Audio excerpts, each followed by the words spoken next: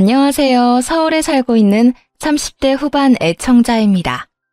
얼마 전 친정을 무시하는 것이 취미였던 시모를 통해 남편에게 통쾌한 복수를 하고 이혼까지 하게 되었는데요. 제 인생에서 역대급 통쾌함을 선사해 주었던 이혼 이야기 한번 들어보실래요? 금전적으로 비교적 어려웠던 어린 시절을 보냈어요. 늘 열심히 사는 부모님은 운이 따르지 않았는지 가난한 편이었고, 그렇기에 뭐든 열심히 하는 좋은 습관이 생겼죠. 그렇지 않으면 하염없이 뒤처지기만 했으니까요. 그래도 열심히 공부한 덕분에 무난한 청소년을 보냈고 대학교까지 무사히 갈 수 있었죠. 장학금을 받지 못했더라면 꿈도 못 꿨을 대학 생활을 무사히 마치고 열심히 노력한 만큼 취업도 바로 할 수 있었어요. 운이 좋았죠. 취업을 하고 나니 여동생이 눈에 들어오더라고요. 저와 같은 길을 따라 걷고 있는 동생이요. 동생은 장학금을 위해 공부만 하기에도 버거울 텐데 틈틈이 아르바이트까지 하고 있었고 그게 항상 눈에 밟혔죠. 그래서 취업을 하고 제대로 된 월급을 받게 된 후에는 여동생이 공부만 집중할 수 있도록 도왔고요. 동생이 우수한 성적으로 동생이 졸업할 무렵 전 결혼을 하게 되었어요. 동생을 도우면서도 조금씩 모은 적금과 한 푼도 쓰지 않고 모아뒀던 상여금으로 혼수 정도는 제 힘으로 해갈 수 있었죠. 남편과 결혼 이야기를 나눌 당시 남편에게 한 가지 부탁한 점이 있었어요. 그건 바로 친정과 여동생에 대해서였는데요. 오빠, 나 결혼하기 전에 할 말이 있어. 어? 뭔데? 오빠 알지? 우리 집 조금 힘든 거. 물론 우리 부모님이나 내 동생이 나한테 도움 구하거나 그런 일은 절대 없을 거야. 그런데 만약에, 아주 만약에 부모님이나 동생한테 곤란한 일이 생기고 만약 내가 도와줄 수 있는 입장이라면 난 도움을 주고 싶어. 내가 오빠랑 가정을 이뤘다고 해도 말이야. 당연한 걸 왜 그렇게 조심스럽게 물어. 만약 그런 상황이 온다면 내가 먼저 나서서 할 수 있는 선에서 다 도와줄 테니까 그런 걱정은 하지도 마. 나 너랑 결혼하는 이유 중 하나가 네 울타리가 되어주고 싶은 것도 있어. 항상 뭐든 열심히 하는 네 모습이 존경스럽기도 하지만 한편으론 안쓰럽기도 해서 말이야. 그러니까 그런 걱정하지 말고 나하고 결혼해서 행복해질 생각만 해. 내가 행복하게 해줄 테니까. 물론 모르는 건 아니었어요. 결혼하기 전에 한 약속은 아무런 소용이 없다는 걸요. 그땐 밤하늘의 별도 따다 줄 거라 한다는데 이깟 약속이 저한테나 중요하지 남편에겐 별로 중요하지 않았을 거란 것도요. 하지만 의미 없는 약속이라도 저렇게 말하는 남편의 마음만큼은 진심일 거라 믿었죠. 그렇게 남편을 믿으며 결혼했고 우려와는 달리 결혼 이후 동생은 스스로 뭐든 잘 해내어 주었네요. 동생은 아르바이트를 하며 스펙을 쌓았고 제가 결혼한 지 2년 만에 동생이 평소에 원하던 곳에 입사를 했고요.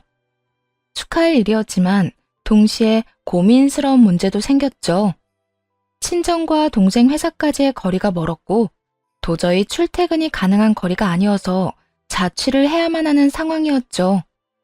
보증금 1,000만 원이라는 꽤 큰 돈이 필요한 상황이었어요.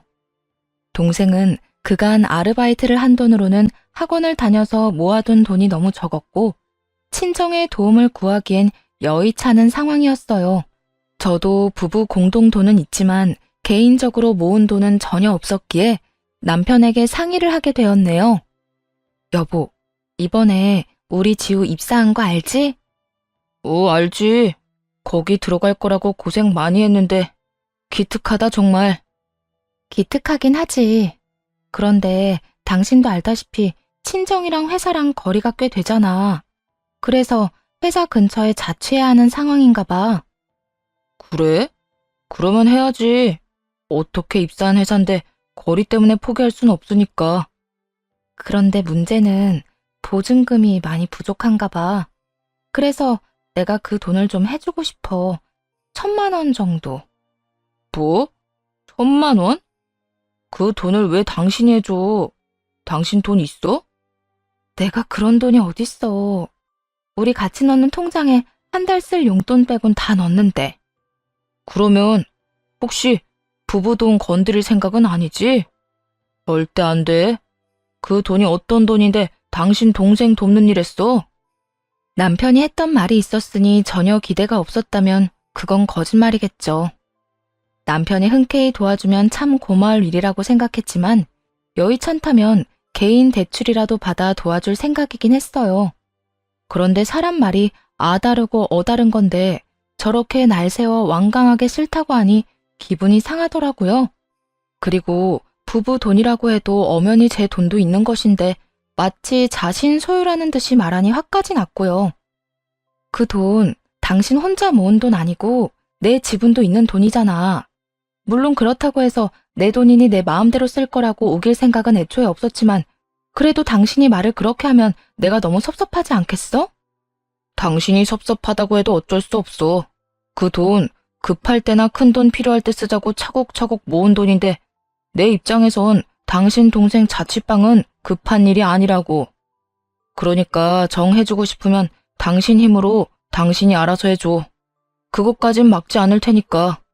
생각했던 것과 결론은 비슷한데 과정은 왜 이따위인지 정말 속이 상하더라고요.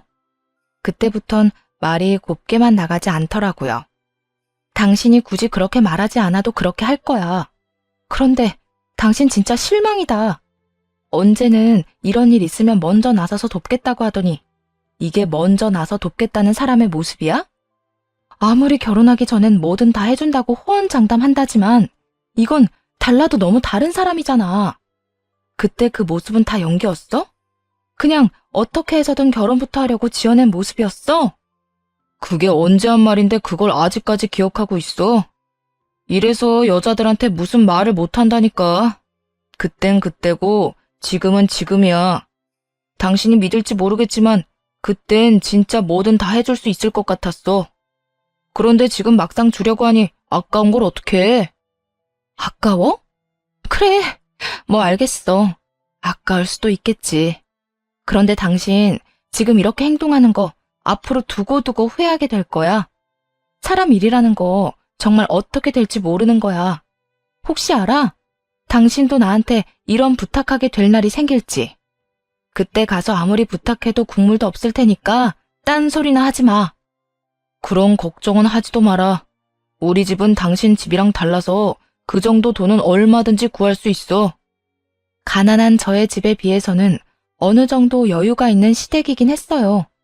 시부는 교수직을 하다 퇴임한 상태이고 남편은 박사 학위까지 따고 지금은 연구원으로 일하는 중이었거든요.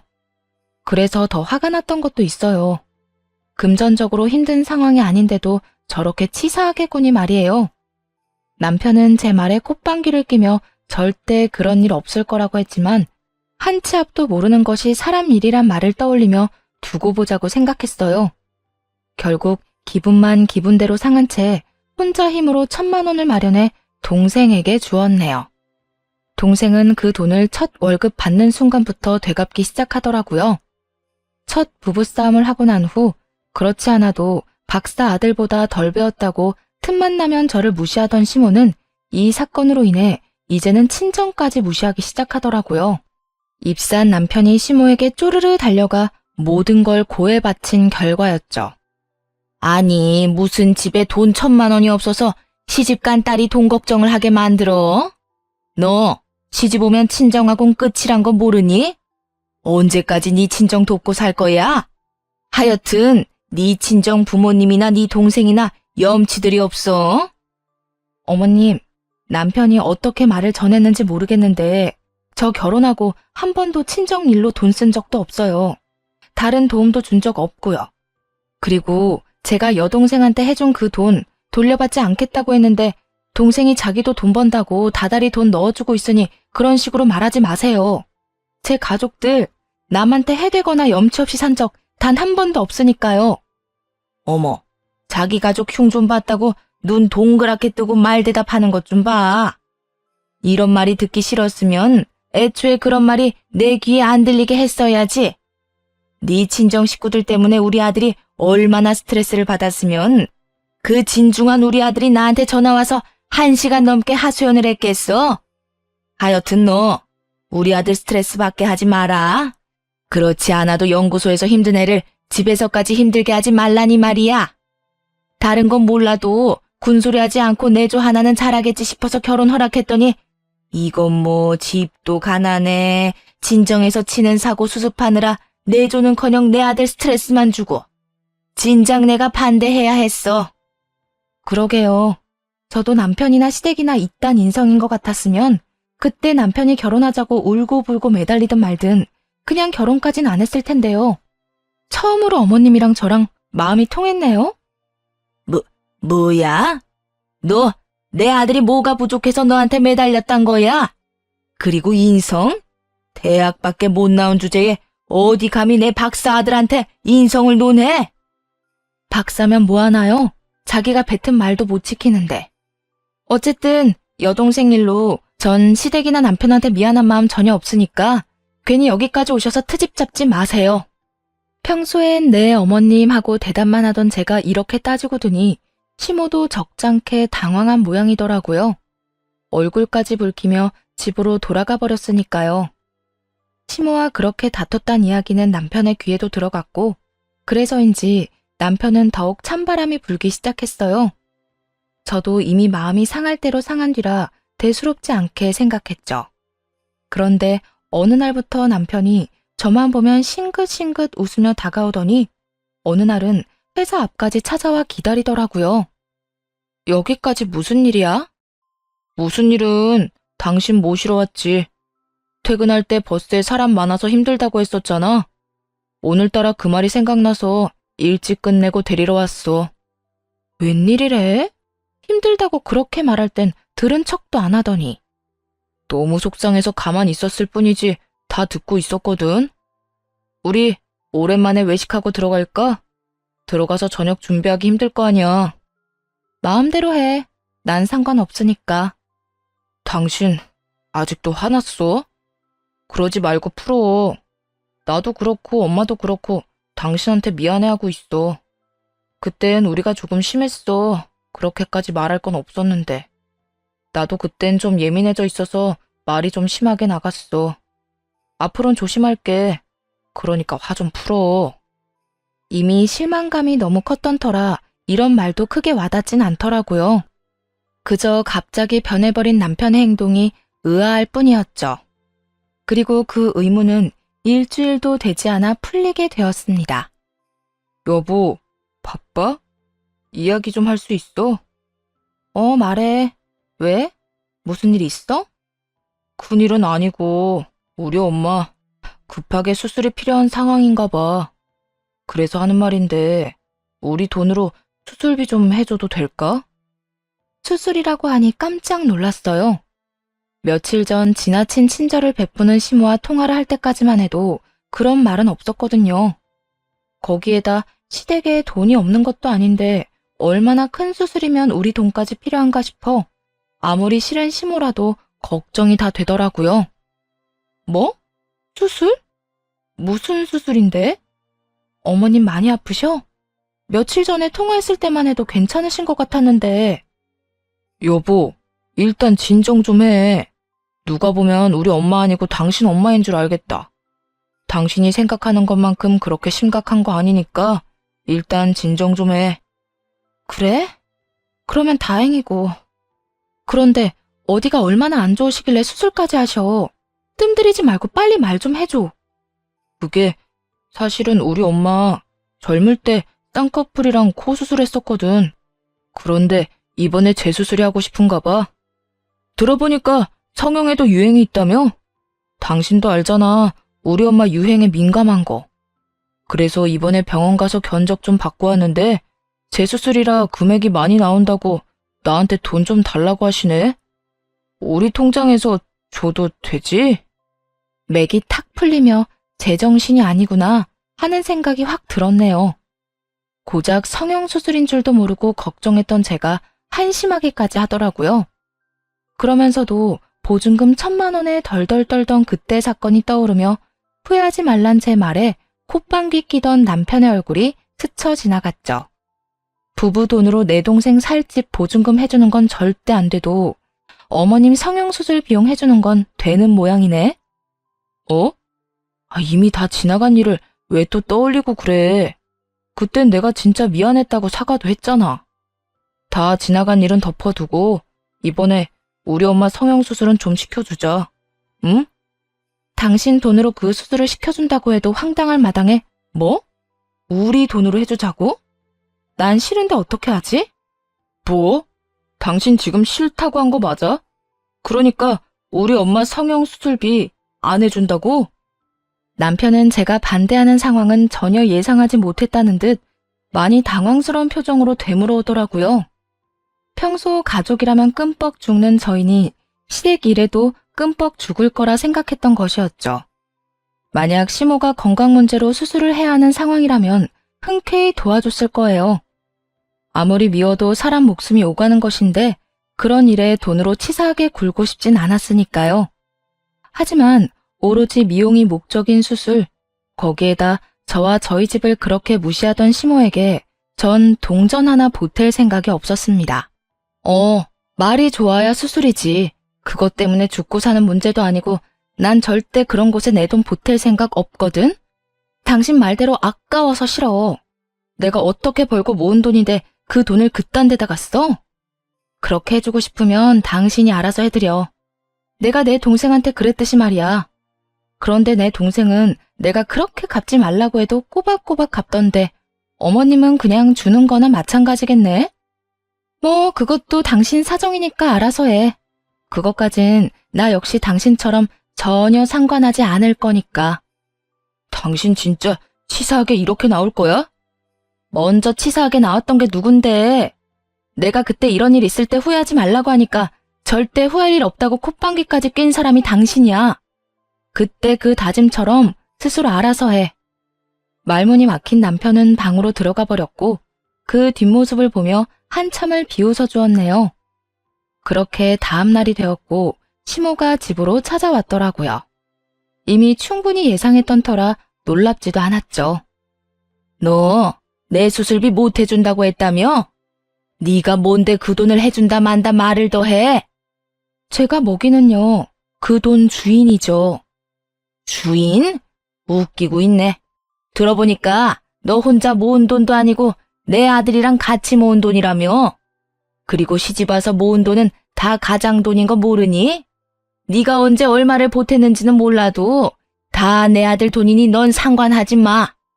난 내 아들 돈으로 수술할 거니까. 말도 안 되는 억지 좀 부리지 마세요. 그리고 평소에 저한테 그렇게 집안 자랑을 하더니 어떻게 된 집안이길래 그 돈도 없어서 자식 돈까지 탐내세요? 자랑하는 것만큼 대단하진 않은가 봐요. 어디서 많이 들어본 말 같지 않나요? 네, 저는 시모가 친정을 무시하며 했던 그 말을 그대로 시모에게 돌려줬죠. 평소 무시하던 저에게 그런 말을 들으니 자존심이 상할 대로 상한 시모는 난동을 피우기 시작하더라고요. 이 미친 것이 뭐가 어째? 내 아들 돈 내가 좀 쓰겠다는데 그게 뭐가 자식 돈을 탐내는 거야? 난 거저 준다는 돈 좀 받아 가겠다는 것뿐이야. 그리고 자식이 부모한테 효도하는 건 당연한 도리라고. 그런데 네가 내 아들 돈을 못 쓰게 막아? 네가 나한테 이런 모욕감을 줘? 어디서 집도 가난해서 대학밖에 못 나온 것이 우리 집안을 무시해? 자식 돈 가져다 쓰는 것 자체가 탐낸다는 뜻이에요. 그리고 매번 대학밖에 하는데 그러는 어머님은 대학교 구경은 해보고 그런 말을 하는 거예요. 남편한테 듣기론 어머님이 대조를 무시할 만큼 많이 배운 건 아니던데 왜 매번 그딴 식으로 말하는지 저로선 정말 이해가 안 돼서요. 교수님은 아버님이었고 박사는 어머님 아들인데 왜 어머님이 저를 그렇게 무시하세요? 어머님이 이런 식이니까 저도 어머님을 무시하는 것뿐이에요. 오는 게 이따위인데 제가 대접까지 해드릴 수는 없는 노릇이잖아요. 그러니까 대접받고 싶으면 대접받을 만한 행동을 좀 하세요. 너 진짜 오늘 나한테 혼 좀 나볼래? 내가 네 무릎까지 꿇려놓고 눈물 콧물 다 빼놔야 그 입을 다물지? 할 수 있으면 해보세요. 저도 이제 이판사판이고 어머님 하나도 안 무서워요. 시모는 저의 도발에 손에 집히는 대로 던지기 시작했고 그 순간 현관에서 초인종 소리가 들리더라고요. 동생에게 반찬을 가져다 주러 간 엄마가 저희 집 목도 챙겨온 것이었어요. 이런 꼴까지 보이고 싶지 않아 어떻게 해야 하나 고민하고 있는데 시모가 비열한 미소를 보이며 문을 확 열어버리더라고요. 제가 자기 뜻대로 되지 않으니 엄마에게 한바탕 쏟아부을 계획이었던 거죠. 넌 왜 이렇게 문을 안 열어? 어머, 사돈 와 계셨어요? 그런데 집안 꼴이 이게 뭐야? 혹시 사돈이 이러셨어요? 시모에게 인사를 건네며 들어오던 엄마는 엉망진창이 된 집과 시모의 손에 들린 휴지 하나를 보고 이미 상황 파악을 마친 듯 싸늘하게 식은 시모에게 물어보더라고요. 시모는 이러한 엄마의 물음에 뭐가 그리 당당한지 있었던 일을 늘어놓기 시작했죠. 네, 제가 했어요. 딸 교육을 아주 잘 시켰던데요, 사돈. 애가 얼마나 되바라지는지 아주 시어머니 말에 한마디도 안 주고 말대답하는데 제가 너무 화가 나서 이렇게 했습니다. 우리 딸이 괜히 말대답했을 리가 없을 텐데요. 사돈이 도대체 뭐라고 했길래 우리 애가 그렇게까지 했단 말입니까? 참나, 저요? 저 별거 안 했어요. 그냥 성형수술비 좀 내 아들 돈으로 쓰겠다고 했을 뿐입니다. 내 아들 돈 내가 좀 쓰겠다는데 글쎄 이것이 뭐라고 한 줄이나 아세요? 그 돈은 내 아들 돈이 아니라 부부 돈이다. 그러니까 자기 목도 있다면서 제 의견에 반대를 하고 나서더라고요. 건방지게. 생각 같아선 한 대 올려붙이고 싶었는데 그렇게까진 할 순 없고 화는 나고 해서 물건 좀 던졌어요. 시모는 엄마의 표정은 보이지 않는 것인지 잔뜩 흥분한 채로 상황 설명을 하고 있었고 엄마의 표정은 걷잡을 수 없이 어두워지고 있었어요. 제가 이런 대우를 받았다는 것도 화가 나는데 성형수술 때문에 돈을 내놓으라고 우기는 시모의 행동에 더욱 화가 난 듯 하더라고요. 평소 우리 집을 그렇게 무시하더니 지금 하는 행동을 보면 무시할 주제도 못 되네요. 어떻게 다른 이유도 아니고 성형수술 따위 때문에 애들 사이에 이 불화를 만들어요? 어른이고 부모면 그답게 좀 행동하세요. 그리고 시어머니면 시어머니지 사돈이 뭔데 내 딸한테 이따위로 굴어요? 내가 이딴 꼴이나 보고 살라고 시집 보낸 줄 알아요? 그나마 말이 좀 통할 줄 알았더니 하긴 그 핏줄이 어디 가겠어? 내가 웬만하면 우리 아들 이혼남 만들기 싫어서 참고 데리고 살려고 그랬는데 사돈까지 이러는 거 보니까 도저히 급이 안 맞아서 못 참겠네요. 난 더는 저 딴에 내 며느리 자리에 두기 싫으니 온 김에 그 귀한 딸 데리고 가세요. 시모는 굉장히 큰 착각을 하는 것 같더라고요. 이혼 이야기까지 꺼내며 저를 데리고 가라고 엄포를 놓으면 엄마가 무릎이라도 꿇고 빌 거라고 말이에요. 하지만 엄마는 그것이 얼마나 말도 안 되는 착각인지 증명이라도 하듯 시모에게 싱긋 웃어주며 이렇게 말하시더라고요. 그렇지 않아도 그러려고 했는데 대신 말해줘서 고맙네요. 저도 이딴 급이 안 맞는 집안에서 내 딸 고생하면서 사는 꼴 보기 싫습니다. 차이가 나도 어느 정도 나야 참고 살라고나 하지. 이 정도 인성밖에 안 되는 집이면 차마 참고 살란 말도 안 나오네요. 딸, 뭐해? 꼭 필요한 것만 챙겨서 가자. 여기서 저딴 사람이 하는 허튼 말 듣고 있을 필요 없어. 제 눈빛만 봐도 모든 걸 다 안다는 듯 엄마는 제가 하고 싶었던 말을 대신해주고는 제 손을 잡고 나가시더라고요. 그 후 친정에서 지내게 되었고 이혼을 준비하기 시작했죠. 기대는 없었지만 막상 연락 한 통 없는 남편의 모습에 씁쓸한 마음이 드는 건 어쩔 도리가 없더라고요. 하지만 그런 상황이기에 더 냉정하게 이혼 준비를 할 수 있기도 했어요. 그렇게 친정에서 지내는데 너무 급하게 나오느라 미처 챙겨오지 못한 노트북이 떠오르더라고요. 집에서도 간단한 업무를 처리해야 했던 터라 없으면 안 되는데 말이에요. 하는 수 없이 반차를 쏘고 집으로 갔고 그곳에서 두 눈이 썩을 것만 같은 장면을 목격하게 되었네요. 현관 입구부터 심상치 않더군요. 아무렇게나 벗겨진 남편의 신발, 그리고 그것과 엉켜있는 여자 구두. 여기저기 늘어져 있는 맥주캔이 가리키는 곳을 따라가니 안방이었죠. 침대엔 여러분이 예상하듯 남편놈과 상간녀가 있었고 술을 얼마나 마신 것인지 그 시간까지 술 냄새를 풍기며 정신없이 자고 있더군요. 얼마나 정신을 놓았는지 꽤 가까이가 사진을 찍는데도 전혀 모르고 자더라고요. 그런데 가까이에서 본 상간녀의 얼굴이 낯이 익었어요. 그 여자는 바로 남편의 연구소에서 함께 일하는 여자였죠. 심지어 젊은 여자도 아닌 남편보다 10살이나 많고 애까지 있는 유부녀였어요. 그 순간 정신이 더 맑아지더라고요. 증거를 더 찾아야만 한다는 생각이 들었어요. 가지러운 노트북을 챙겨 넣는 김에 남편의 노트북도 살펴봤고 남편의 차 블랙박스까지 다 살펴보았죠. 노트북에는 크게 자극적인 것이 없긴 했는데 블랙박스엔 전날의 대화까지 생생하게 다 남아있더라고요. 자기, 이번 땡땡 연구소 내 덕에 스카우트 제이 들어온 건 알지? 그럼 잘 알지. 그렇지 않아도 그 연구소로 옮기고 싶었는데 워낙 이직 기준이 높아서 포기했었거든. 그런데 자기 덕에 이렇게 좋은 제의도 받게 되고 고마워. 자기밖에 없다. 알면 잘해. 그런데 집에 진짜 와이프 없는 거 맞아? 같이 들어갔는데 돌아와 있으면 어떻게 해? 그러면 진짜 큰일인 거 알지? 나 오늘 출장 간다고 거짓말하고 나온 거라 자기 집 아니면 갈 데도 없다고. 걱정하지 마. 그 여자 그러고 간 거면 무슨 일이 있어도 안 돌아올 거야. 내가 가서 빌지 않는 이상 이혼이라고 보면 돼. 이혼? 그래서 자기는 이혼할 거야? 거의 이혼 쪽으로 기울긴 했는데 아직 고민 중. 집안도 그렇고 스펙도 그렇고 한참 부족하긴 한데 그런 만큼 단순해서 데리고 살기는 편했거든. 그런데 그놈의 친정이 문제야. 왜? 친정에서 많이 도와달라고 그래? 그런 건 아닌데 앞으로 많이 도와달라고 할지 어떻게 알아? 하여튼 이번 기회에 그 콧대 확 눌러주고 데리고 더 살아보든 아니면 이혼 확 해버리고 자기랑 이렇게 마음껏 연애하면서 살든 고민해봐야지. 어쨌든 나는 계속 만나겠단 뜻이네? 당연하지. 자기가 유부녀만 아니었으면 그딴 여자랑은 바로 이혼하고 자기랑 살았을 거야. 이렇게 고민도 안 하고 말이야. 정말?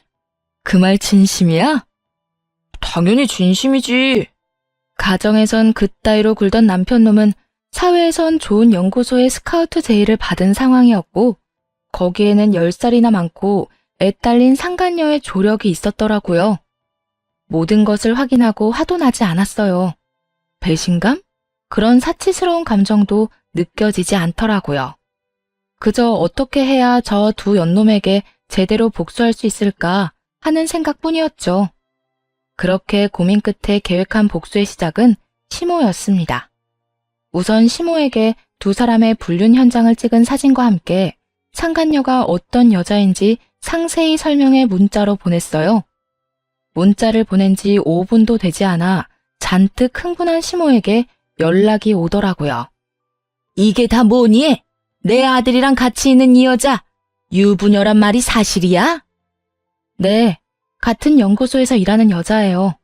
10살 많고 애도 있는 유부녀예요.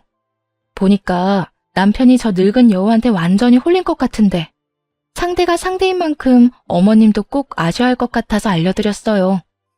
어머님이 어떻게 키운 아들인데 저런 여자한테 뺏겨선 안 되잖아요. 네가 오랜만에 맞는 말을 다 하는구나. 내가 어떻게 키운 내 아들인데 감히 저딴 물건이 넘봐? 내가 가만둘 줄 알아?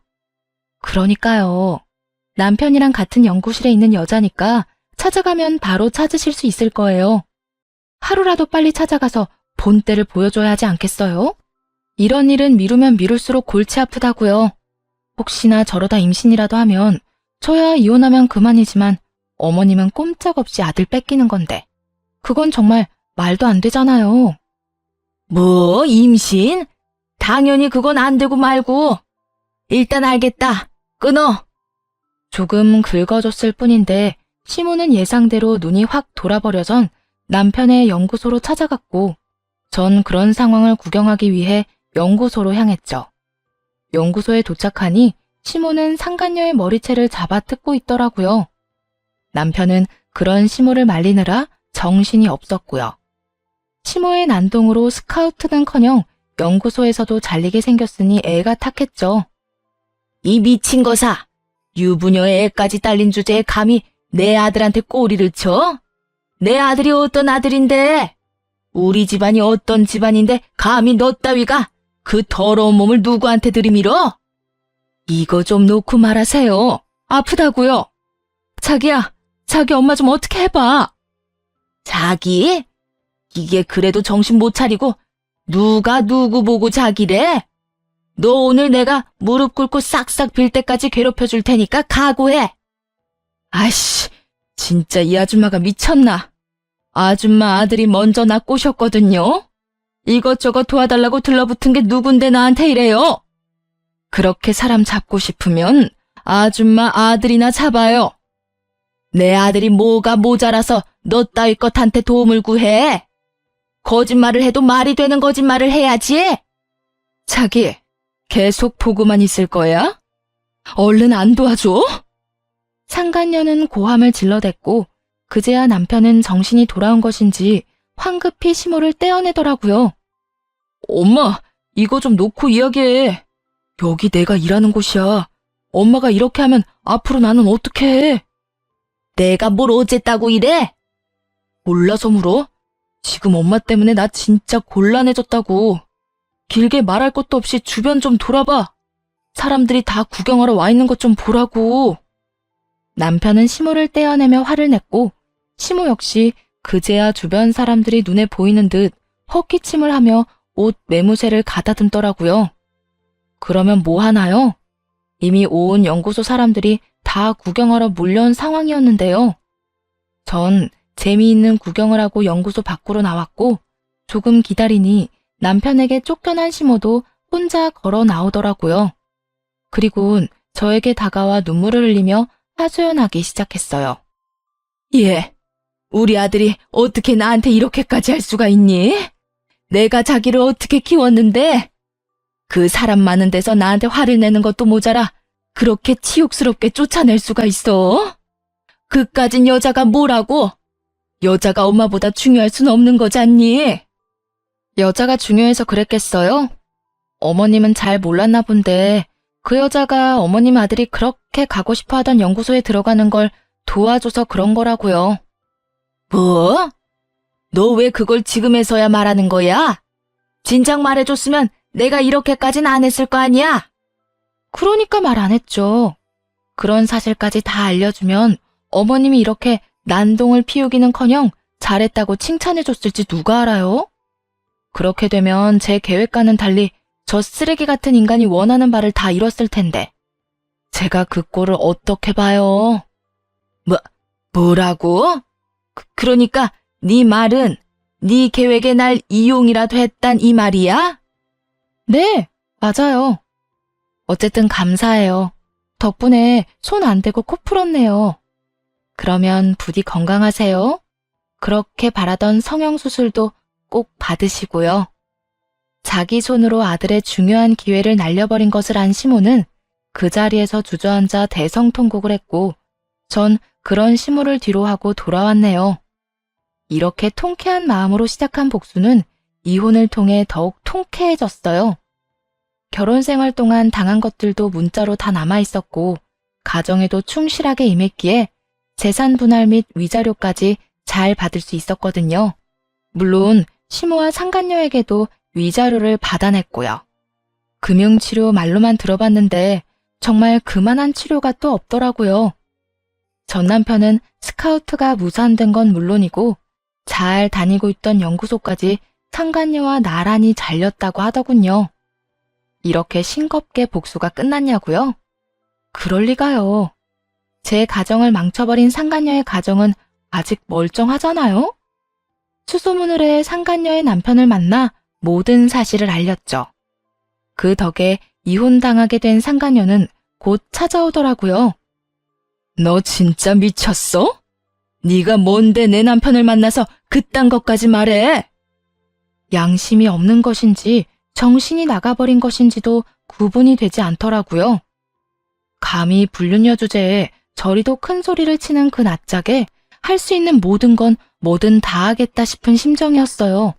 미친 건 너지. 그렇게 가정이 소중했으면 그딴 짓을 왜 해? 잘못은 본인이 다 해놓고 이렇게 날 찾아와서 따지는 게 미친 짓이야. 알아?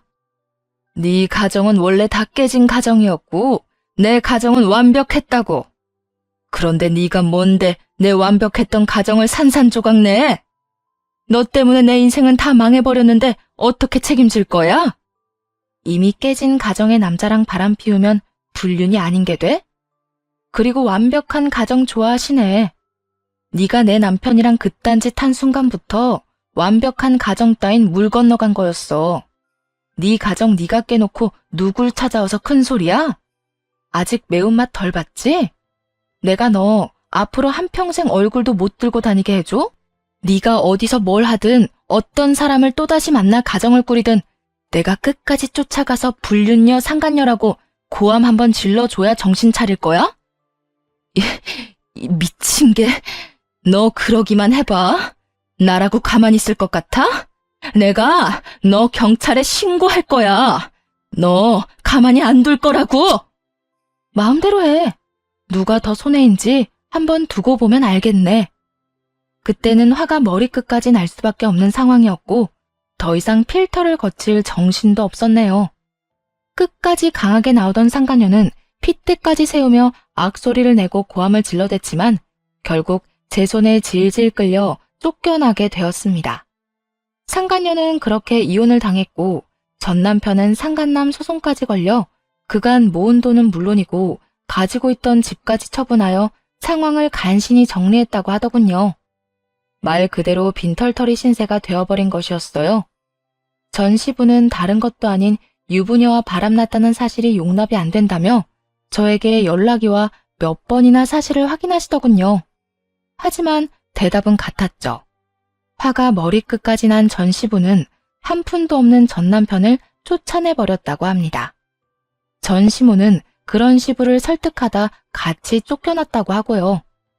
오갈 데가 없어진 두 사람은 다른 곳도 아닌 저희 친정으로 찾아왔더라고요.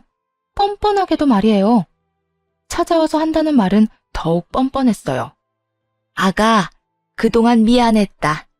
너한테 너무 큰 잘못을 하는 바람에 우리가 이렇게 큰 벌을 받고 있어. 죽고 배고픈데 주중에 돈은 하나도 없고 오갈 데 없단다. 그래서 뭐요? 어쩌라고요? 시모는 무미건조한 대답에 전 남편의 옆구리를 급하게 쿡쿡 찌르더라고요. 전 남편은 전 시모의 사인을 받고서야 입을 떼기 시작했죠. 여보, 내가 진짜 잘못했어. 다른 사람도 아니고 당신 지켜주고 싶다고 했던 내가 당신한테 그런 짓까지 해선 안 되는 거였는데 그땐 정말 내가 미쳤었나 봐. 이렇게 집에서도 쫓겨나고 일도 못하는 신세가 되고 나서야 이런 생각을 하게 된 게 나 스스로도 너무 한심한데 나 진짜 당신밖에 없어. 아직까지도 당신에 대한 마음도 진심이고 말이야. 그러니까 우리 좀 용서하고 받아줘. 왜? 그렇게 무시하더니 정작 가진 게 없어지고 나니 내가 필요해? 있을 때 잘하란 말이 괜히 있는 줄 알아? 한결같을 순 없었어도 믿음은 저버리지 말았어야지. 내 마음은 산산조각 내놓고 이제 와서 진심이라고? 나밖에 없다고? 당신 같으면 그런 당신을 다시 믿고 용서할 수 있겠어? 구구절절한 설득도 소용없을 것 같아지자 전 시모가 나서 불쌍한 척을 하며 애원하기 시작하더라고요. 아가, 그러지 말고 우리 좀 용서해주면 안 되겠니? 너도 봤다시피 얘가 한순간에 실수한 건 내가 두 번 다신 그런 짓 못하게 홍군형을 내줬고 우리가 이때껏 말과 행동으로 너한테 상처 줬던 건 앞으로 살면서 다 갚으마. 지금 우리 모양새 때문에 우리가 너한테 빌붙으러 왔다고 오해할 만한 상황인 거 충분히 이해한다.